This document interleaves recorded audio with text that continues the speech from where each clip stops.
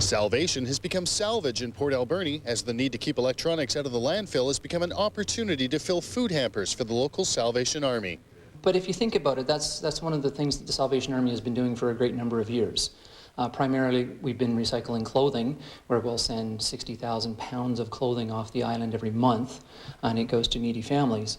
So recycling certainly is first and foremost, or one of the many things that the Salvation Army has done for a very long time. It's just we're getting into a new age. It's a very disposable time, and so we're looking at what's going into the landfills. We're saying that's just not great for this world, and we're taking that, we're coming up with new inventive ideas and recycling, and I think it's just the way that the Salvation Army is going. Every year, tons of old computers, televisions, and all sorts of electronics are dumped at the Alberni Valley landfill, taking up valuable space for eternity as the plastics and heavy metals don't break down. Every landfill has got a life because it's really an amount of space, and once you use up that space, you don't have a landfill.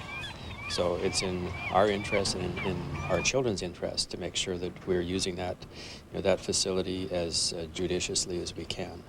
Computer shops were frustrated by the high cost of landfilling and the lack of recycling opportunities and are relieved to finally have a place to take old electronics.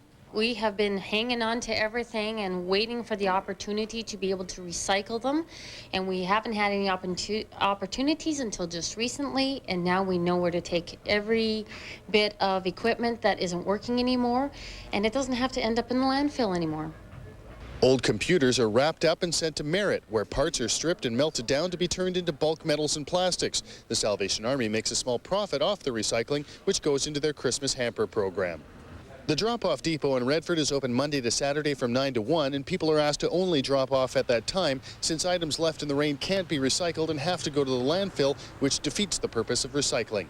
In Port Alberni, David Wauchar, A News.